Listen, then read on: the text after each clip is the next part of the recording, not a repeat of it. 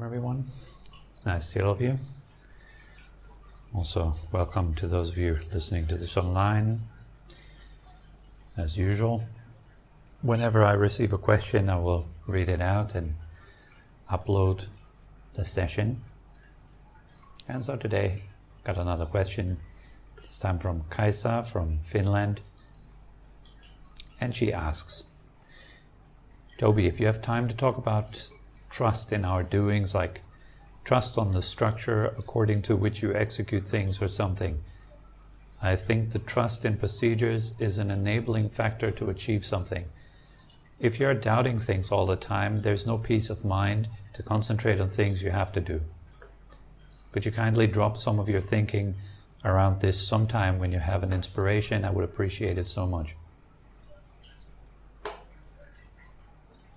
Okay.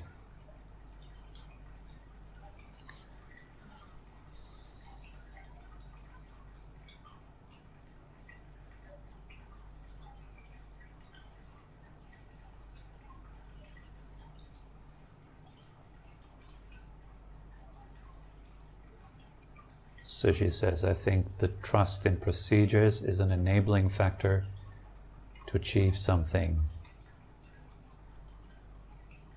If you're doubting things all the time, there's no peace of mind to concentrate on things you have to do.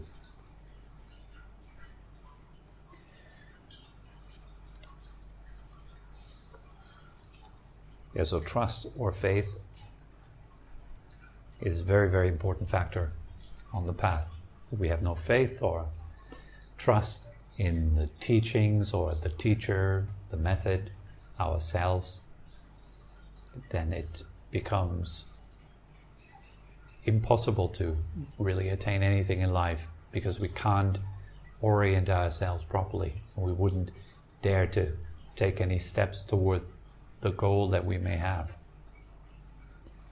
You first have to kind of have a feeling that what you're about to do is actually possible and it actually works. Otherwise we wouldn't even begin to do it if we wouldn't have kind of a feeling that it may work. I could be doing this.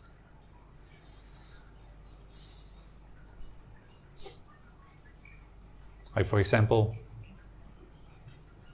say you have a stomach ache and you don't know what to do, and you ask one of your friends, and that friend says, well, I know a great doctor. Every time I had stomach ache so far, every time I went to this guy, he helped me with it. So now what happened within you is, due to the recommendation of your friend, you have some trust, you have a little bit of faith. So okay, since he had a positive experience, I may have a positive experience. That's why reviews are so important. For example, online, every kind of business, etc., they have their reviews. They would ask their customers for reviews, because a review allows the customers who have not established trust yet to actually trust to buy that product. So in a similar way, the review of your friend, of the doctor, actually gave you some sort of trust, some sort of faith to go ahead and make a step. I'll say you go to that doctor and the doctor actually helps you. Stomach ache is gone in 2 days. Feeling fantastic. Now that trust has turned into faith, and that faith has become much stronger. So now every time you will have some issue, maybe stomach ache again or whatever, you may think of that doctor again. And every time you go to that guy and that guy helps you, your faith grows stronger. So that's the main difference between belief and faith. So we may believe something which indicates, well, we don't know whether it will happen or not. I believe that tomorrow it may rain. I don't know. I just believe. Faith is a bit more based on experience. So faith is based on experience, and since there is an experience of either your friend or someone else, etc., then you can trust, you can build more faith. And then the experience, the confirmed experience, increases your faith. Okay? In the same way, when we approach, for example, the teachings of the Buddha, we hear that it's possible to attain such a thing as a higher levels of happiness or bliss. And at first we may have some doubts. I don't know if that's really possible to be blissful, to be at ease, totally free from suffering, not having any worries in the world, not having any anxiety, sleeping nice at night, etc. Well, maybe that's possible. Okay, so you make the first step, you come into a meditation center, or you're reading the book, or you're watching some YouTube videos about the topic of meditation. And the more you study, the more things make sense on the intellectual level, the more you can, how do you say, surrender to that path and actually maybe even try to do some meditation. I mean, try to sit down and close your eyes and, I don't know, focus on your breath or something like that and see what that does. And it may not at all be what you think it would have been. Maybe you're not at all peaceful. Maybe you're finding out that that your mind is totally chaotic. And so that is an apparent contradiction. The teaching says when you're doing that, you should become peaceful and happy and calm. But the more you're doing it, the more you notice that you're none of those things. Neither are you peaceful, nor are you happy, nor are you particularly calm. In fact, things seem to get a whole lot more chaotic. And so the trust in the system may break down a bit, and you're wondering, you have some doubts. So you go find a teacher, and you explain to the teacher, look, this is my experience, this is what I'm going through. And the teacher says, yeah, that's very common. So keep going. Adjust your technique slightly. Do it like this, do it like that. And you do it, and wow, you feel much better. Things work out. And it's only because of having some faith or trust in the method, because obviously there have been people around throughout thousands of years who've been doing these kind of things and doing them successfully and recommending them after they've successfully done that and attained happier states and even went all the way beyond suffering. So they give reports from these states that are beyond our ability to perceive right now.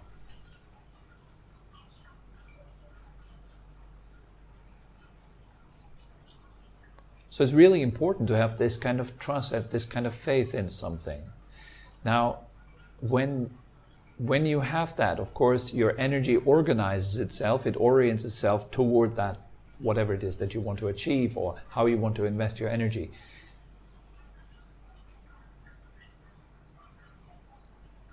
Now the next question would be, what to trust in? What is worthwhile trusting in?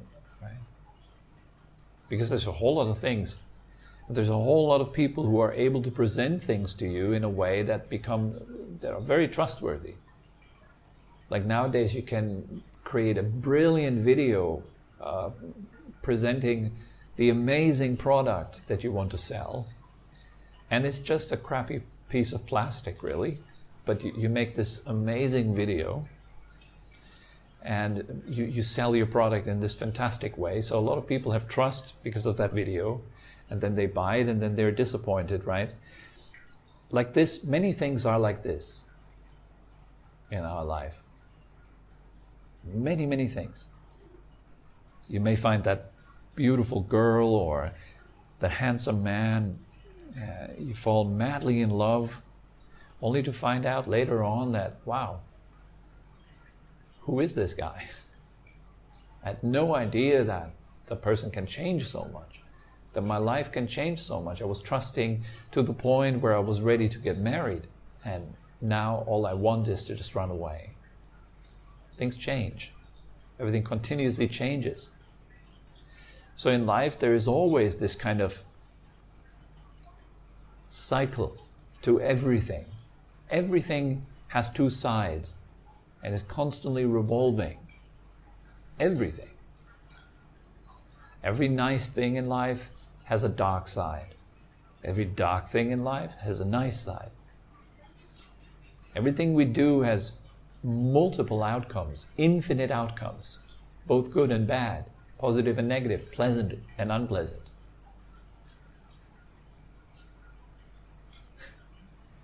So people sometimes get a huge headache thinking of making a decision. I must make that decision in my life.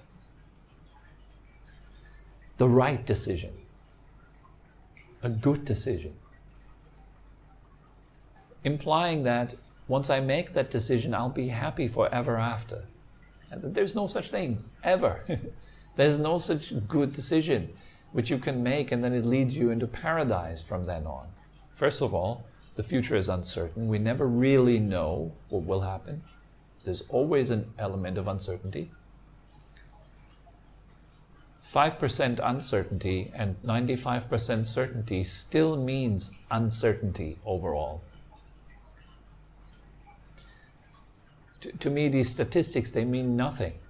Like, there is a 1 in a million chance of being hit by a lightning if you go outside. It means nothing. To me, all I hear is, you could get hit by a lightning, that's it. That the 1 in a million doesn't mean anything. Because I never know, am I the one or not? So is it relevant to me or not? That number, that little statistic. Is it relevant to me? That I never know, that's uncertain. So it's still, I don't know. I may be hit by lightning. I may get COVID. I may die tonight. There is a 1 in 100,000 chance that you may die tonight. Like, who cares? The 1 in 100,000 means nothing. What really means something is I could die tonight. And it's very real. These statistics, sometimes I have a feeling they simply serve to create an illusion of safety. So that we are not worried. Like, hey, it's just a 1 in a million chance to get hit by a lightning, so don't worry, right? Because that's a state we desire, a state that is free from worry, free from anxiety. Otherwise, we will all be freaking out due to the many, many chances of actually dying. The infinite possibilities of death. Death is waiting at every corner. It's continuously just right behind you. It always has its breath in your neck. It's ready to pounce all the time. No exceptions, and statistics don't make a difference. So they're not really important. So the question is then, what can I trust? Since nothing in life is truly reliable, not even my own mind is very reliable, is it? It does whatever it wants. It doesn't let me sleep either, I can't trust it'll let me sleep tonight. Maybe it doesn't let me sleep. And I'm just powerless in my bed. I just don't know what to do. Oh, I can't sleep, tossing and turning. It just makes you worried, or it makes you angry, or whatever, and you have no say in it. Of course, you just want to be happy, but your mind has other plans. Right? You just want to be healthy. Your body has other plans.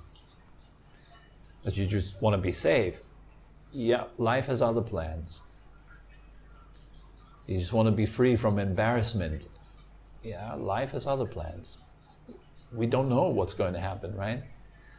If you really contemplate that deeply, it may really freak you out. It may really make you uncomfortable. Because it shows you that you're in this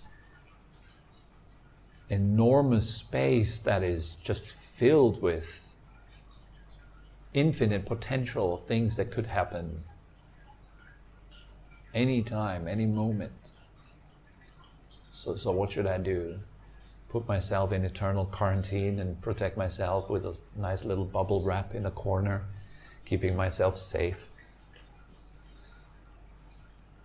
You'll still get ill, you still die, you still get old, you still have problems, you still have to face your own demons, even if you're wrapped in bubble wrap. The demons are right there inside. They're also wrapped in there. So yeah, there's no way to protect yourself from uncertainty. So again, back to the question, and what is trustworthy? What is truly trustworthy? In order to answer that, you first have to understand what we all really want. All of us, same thing here. Just like we all need breath. This connects us all, right? We need to breathe. For all of us, the heart beats. All of us have red blood. There may be some exceptions, I don't know of that, but generally we all have red blood. Right? We're all human beings, so in that same way, we all want to be happy. Everybody, constantly, the whole thing, that the mind continuously revolves around that topic of how could I possibly make sure that I'll be happy? That's all the thinking is about. How can I make sure that I will be happy? And then we worry and we are anxious, and it's all in the name of happiness. Every war is in the name of happiness. Funny, isn't it? Every war is in the name of peace. How absurd is that? Every argument in a relationship is in the name of understanding and peace. Every movement of your body is in the name of comfort. Everything you do is in the name of the positive, the good, the happy, the comfortable, the easeful. And you can put that all into one sentence. We all want to be free from suffering. That's it. That's it. Just that. So now that helps us to orient our endeavors a little bit. The way I do it is I separate my motivations in life into two. I have a primary motivation, I have a secondary motivation. The primary motivation is to be free from suffering. I want to be free from suffering, period. Every secondary motivation supports the primary motivation. That's how I organize myself. So every secondary thing supports the endeavor to finally get out of suffering for good. For me, the spiritual path is central in life. Everything else is just serving it. Ideally, that is my wish. That's what I'm aiming for. That's what I'm perfecting and working on every day. All the secondary things that I do, I organize in such a way that they support the primary thing. To be free from suffering. To get out of stress, misery, pain, uncertainty.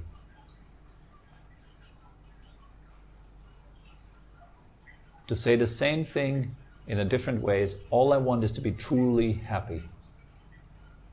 Truly at ease. And whatever I do serves that. Ideally. And since I'm a deluded being that has a whole lot of shadows to deal with, like we all have, I'm trying my best. Okay. But at least my motivation is clear. Now, there's only one thing that I really need to trust in life. It's that one thing. Could I possibly be free from suffering? Could I possibly be truly happy? That's what I study for. This is why I meet teachers. This is why I read. This is why I practice. This is why I do these classes. This is why I opened this business. This is why I do what I do, so that it keeps me on track. And it fuels into my faith and my trust that this is actually possible. Because I have somewhat already, because of that faith and that trust, dedicated my existence to that. So I better have some faith and a long breath, because it's quite a journey. And many times on that journey you will be challenged and your faith will be challenged. In many ways, that is not only a very common topic in all religions, that there are entities and darkness and shadowy figures that challenge your faith, that tempt you. Right? In Christianity, that topic very strong, right? That Jesus goes into the desert and he's tempted by the devil. Same with the Buddha. The Buddha meditates and he's tempted by the personification of the ultimate shadow to give up his path. And he's tempted in all kinds of ways. Very interesting stories. All the saints of the past have gone through enormous hardship to find truth.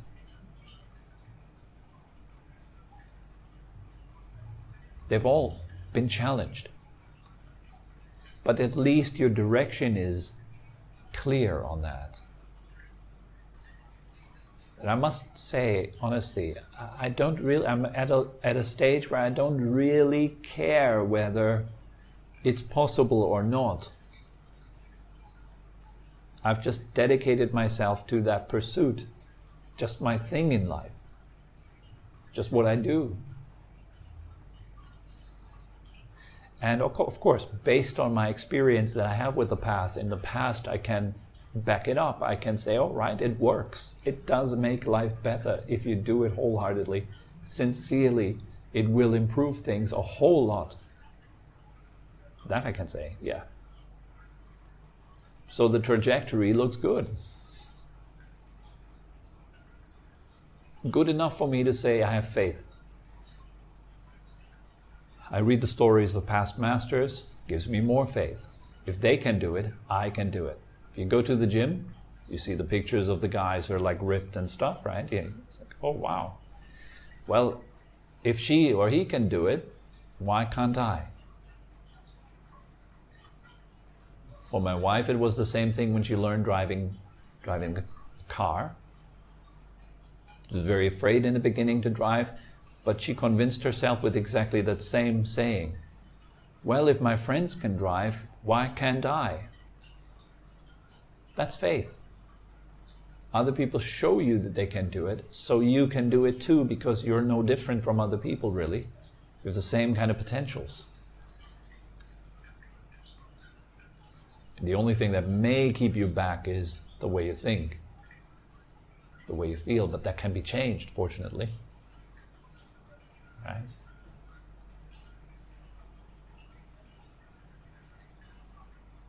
So faith is that important that the Buddha integrated it in a practice he called the cultivation of the so-called 10 perfections. So faith is one of those 10 perfections. It's something that should be cultivated to a very high extent. Faith also has trust has this amazing quality that it will lead you toward what it is that you have faith in. Say you have serious faith in the fact that you could become, say, a famous author. You write a book, okay, it's going to be a bestseller. Think about that, okay? Your face on a book, bestseller. Millions of people know you, know your book, are fascinated by it, right? Like a lot of people would never dare to even believe that this could ever be true. We have no faith in it. Like, yeah, who am I to, right? Say you have faith in it. That opens the door to actually becoming that.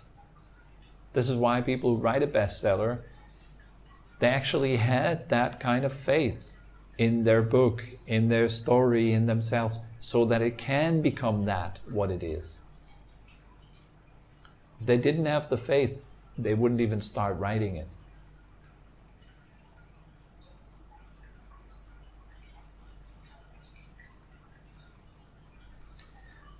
So faith is something really important. And you can cultivate it. So what is the cause of faith?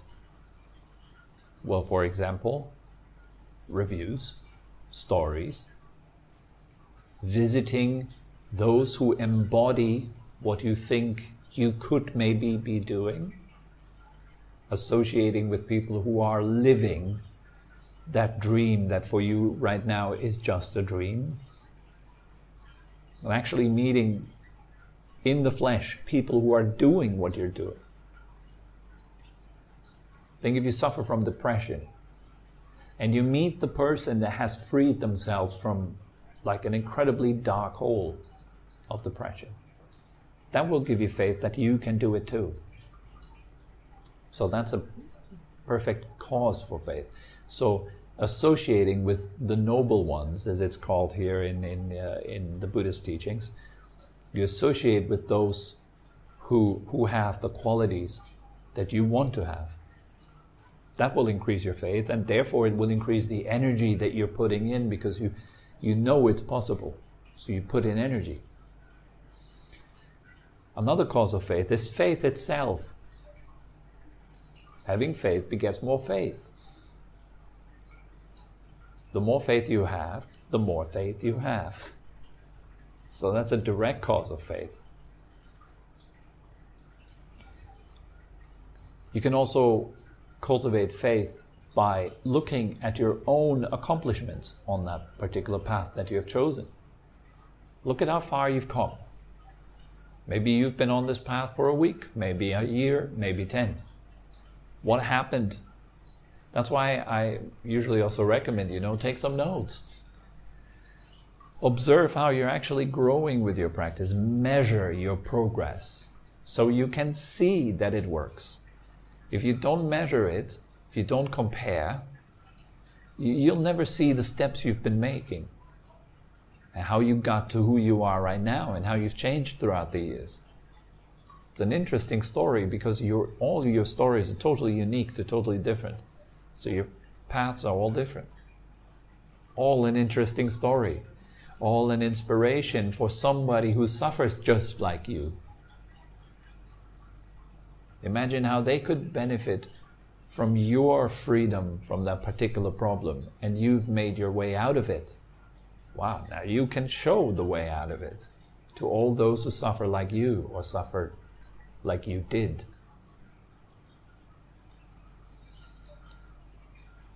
So these are a few ways to generate faith, to generate trust in what you're doing. And just like Kaisa asks, it is absolutely important. And the more doubts you have,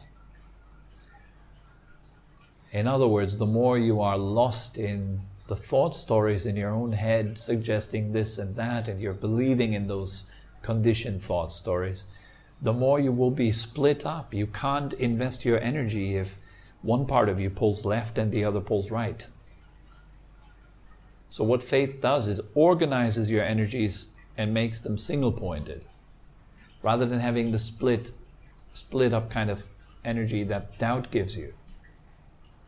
So it's like, yeah, maybe I could go left, but oh man, right also looks great. Now you have doubt, and see, the manifestation of doubt is you're being split up. So you're going nowhere. That's all doubt does. It stops you right in your tracks. That's what it does. Its only function to stop you. That's its function. It doesn't do more for you.